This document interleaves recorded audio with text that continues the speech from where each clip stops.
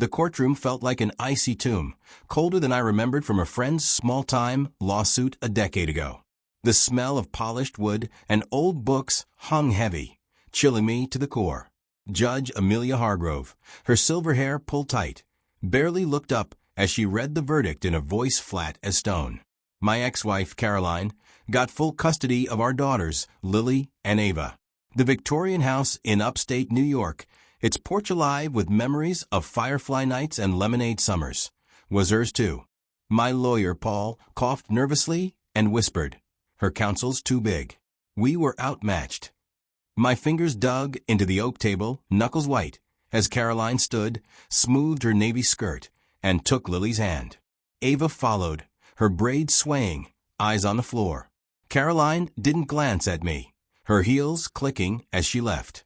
Watching my girls vanish through the oak doors burned a hole in me, a snapshot of loss. The woman I'd given everything to had taken it all, leaving only the gavel's echo pounding in my chest. I sat frozen as the room cleared, betrayal settling like frost. Outside, snow dusted the steps, the world moving on without me. I slumped on the motel bed off Route 17, the neon vacancy sign flickering outside like a dying pulse.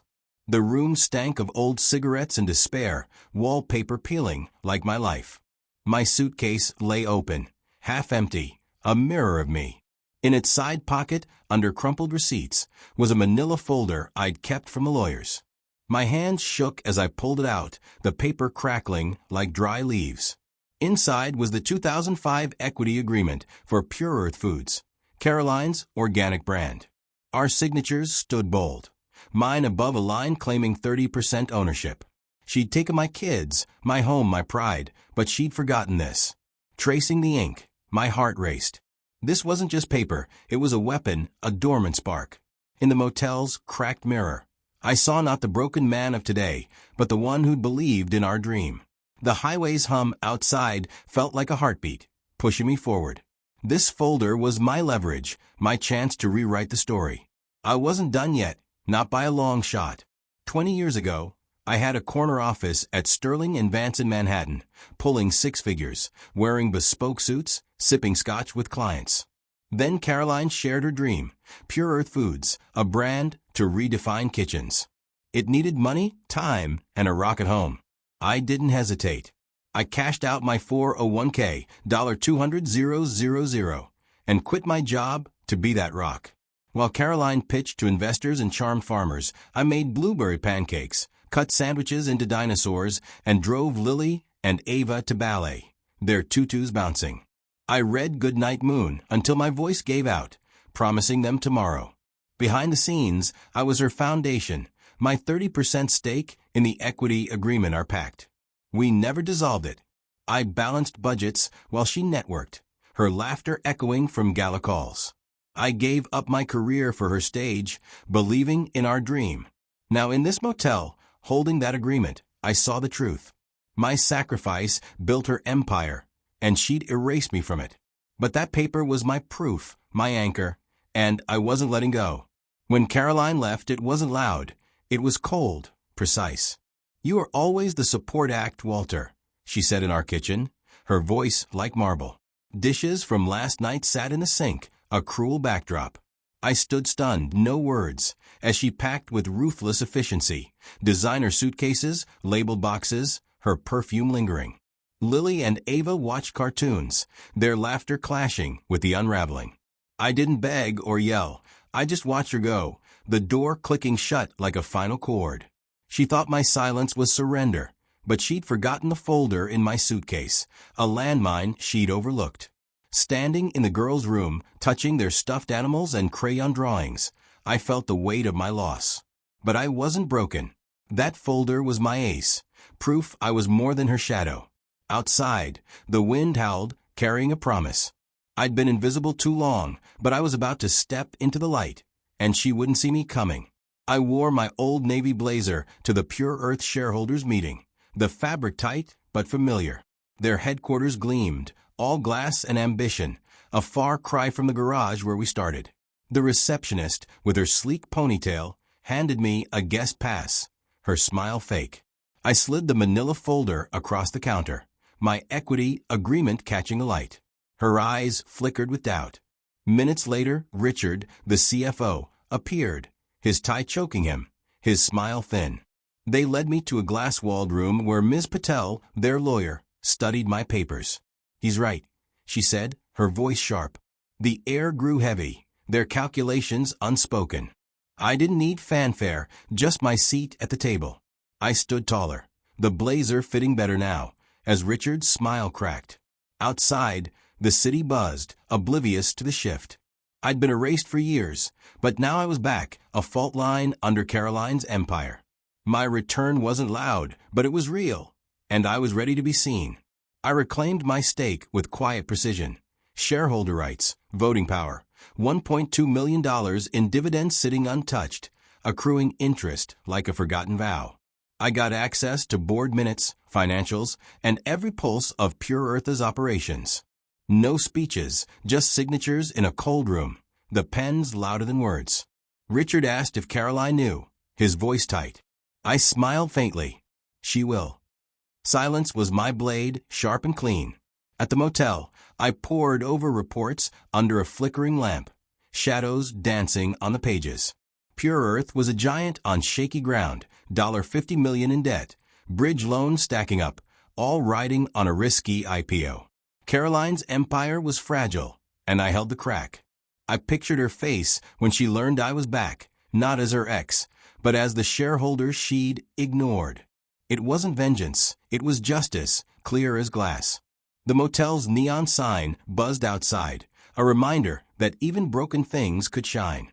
I leaned back, ready for the next step. Caroline's face was everywhere, Forbes, billboards, preaching transparency and community. But the financials, I now had told a different story.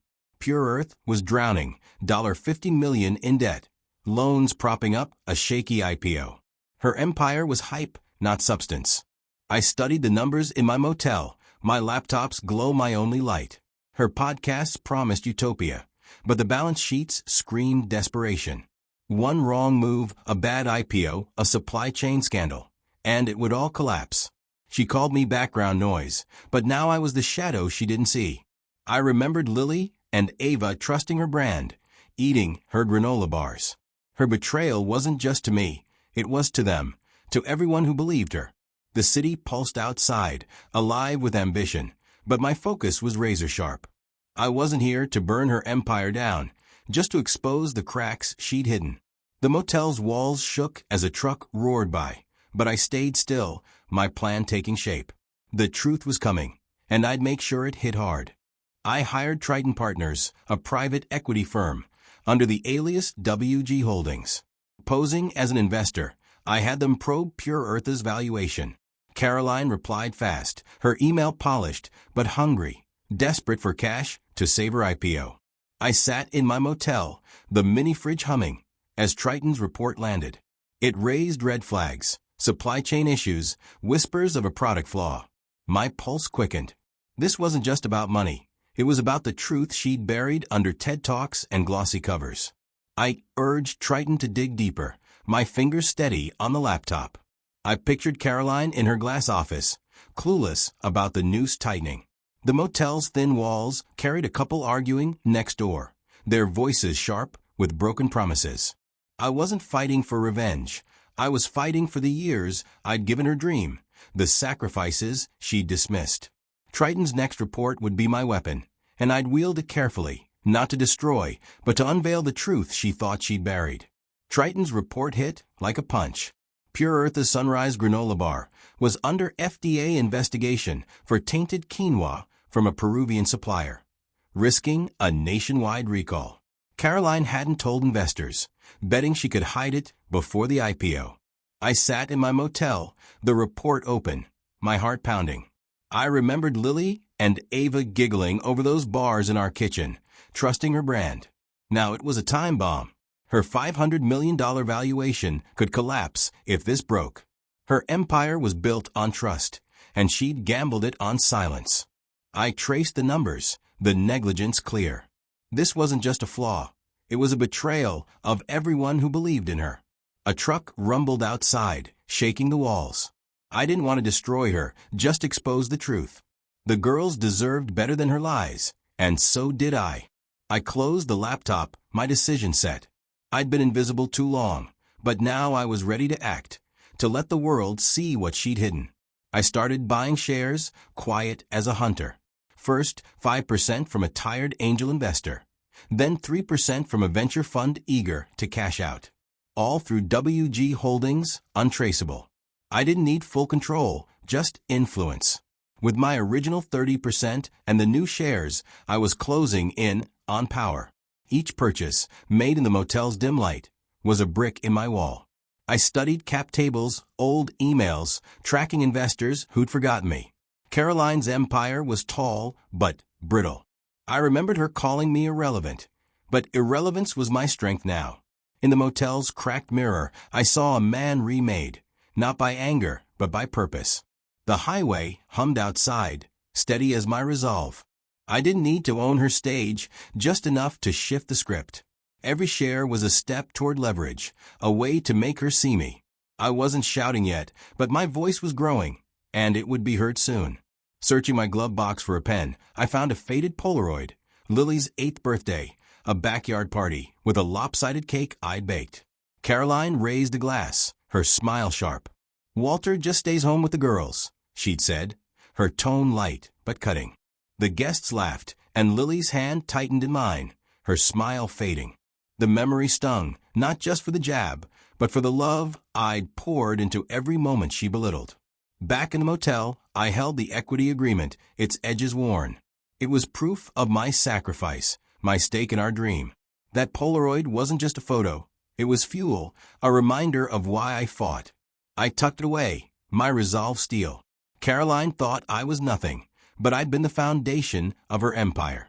The neon sign outside flickered red, casting a glow.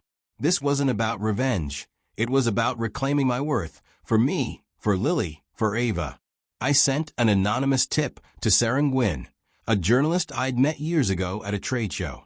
A hint about supply chain issues, a nudge toward the tainted quinoa, no fingerprints. I typed it from a burner email on the motel's cracked desk, my hand steady.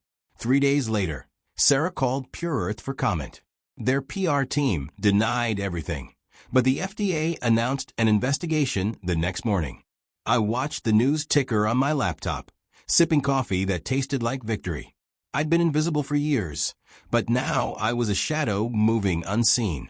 I pictured Caroline scrambling in her office, clueless about who'd sparked this. The motel's walls carried a TV blaring next door, a game show's cheers mocking her denial. I didn't smile. This wasn't joy, it was necessity. Sarah's article was coming, and it would shake her world.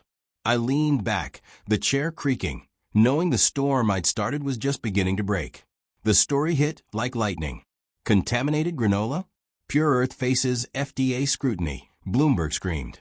Caroline held a press conference, blaming a rogue supplier. Her voice calm, but her hands gripping the podium. I saw the cracks, her eyes darting, her control slipping. Shareholders dumped stock, analysts cut projections, and the IPO wobbled. I watched from my motel, the TV muted, headlines scrolling. Board emails flooded my encrypted inbox, their panic clear. I'd lit the fuse, and the storm was raging. I remembered Lily and Ava eating those granola bars, trusting her. Her betrayal wasn't just financial, it was personal, a knife in everyone who believed her. Rain pounded the motel's roof, a fitting rhythm. I didn't revel in the chaos. I just turned on the light. Caroline was caught, her empire teetering. I leaned back, the chair groaning, and waited. The board was fracturing, investors panicking, and I held the strings. This wasn't the end. It was the start of her reckoning. The board split like brittle wood. Some backed Caroline, swayed by her charm. Others, burned by the FDA scandal, demanded an audit. Richard, the CFO, sent updates to WG Holdings, not knowing it was me. His reports were gold, cash flow issues, loan defaults, memos showing Caroline's delays on the quinoa problem. I called in my full 47% voting rights, 30% original, 17% new, a hair from control. In the motel, under a flickering lamp, I mapped their fault lines. I didn't need a majority, just pressure to expose her. She called me background noise, but noise could roar. The highway hummed outside, steady as my focus. My leverage wasn't just shares, it was truth, gathered like ammunition. Richard's replies grew short, his unease clear. I sent him sharp questions about the IPO, each one a jab. Caroline didn't see me, but I was close, closer than she knew. The motel's walls shook with a passing truck, but I was steady, ready to shift the tide. I sent Caroline a letter, plain and typed, no letterhead. Resign, or I release documents proving negligence. Your choice. It was short, backed by a dossier. Supplier invoices, recovered emails, memos with her signature on the tainted quinoa. I mailed it from an Albany post office, the clerk barely noticing. Back in the motel, the mini fridge hummed as I waited, picturing her opening it, her facade cracking. I'd built a paper trail of her hubris, every choice, every lie. She'd called me irrelevant, but now I held her empire's keys. A dog barked outside, lonely in the night.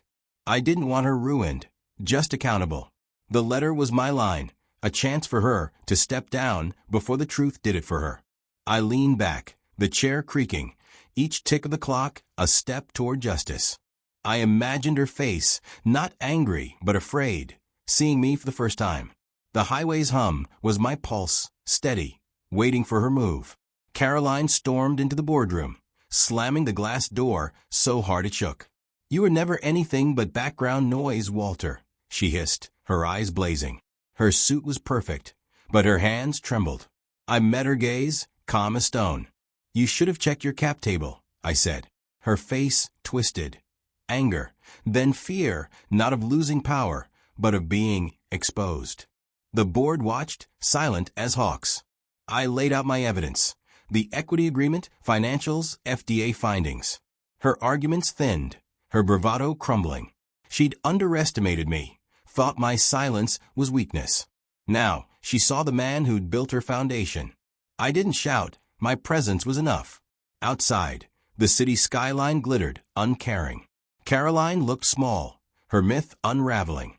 I remembered her dismissing me in our kitchen, but now I was the shadow she couldn't escape. The directors shifted, their eyes on me. I wasn't invisible anymore. I was the truth she tried to bury, and it was breaking free. Caroline fought back, claiming my shares were fraudulent, the equity agreement void. But I was ready. I showed bank transfers from 2005, tax filings listing me as co-founder, a note in her handwriting. "Couldn't have done this without you, Walt." The paper was worn, but its truth was solid. In Judge Marcus Reed's courtroom, warmer than the last, her lawyer, Kessler, fumbled for loopholes. My lawyer, Paul, let the evidence speak. Wire transfers, notarized papers, an email from Caroline praising my unseen support. Judge Reed's voice was dry but final. Mr. Gray was more than a silent partner. Case dismissed. Caroline slipped out a side door, her heels fading. I stood, vindication settling like a warm fire. Outside, the sun broke through clouds, casting shadows. I defended my worth, not just my shares. The courtroom cleared, but I felt fuller, my resolve burning. She tried to erase me, but I'd written myself back into the story. And this time, I wasn't fading. At the next shareholder meeting, I moved to replace the CEO. My 47% voting block, 30% original, 17% acquired, was a hammer. The room buzzed, directors shifting nervously. Some clung to Caroline's charisma.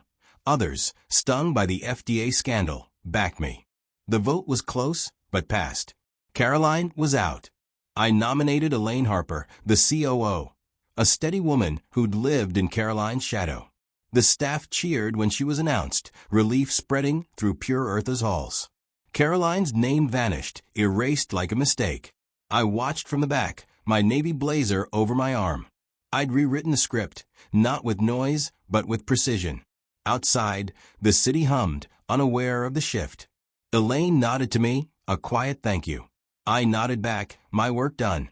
I didn't need the spotlight, just the truth, set free. The boardroom wasn't my stage. I'd cleared it for someone better, someone who'd rebuild what Caroline broke. Elaine offered me a board seat, an office overlooking the Hudson.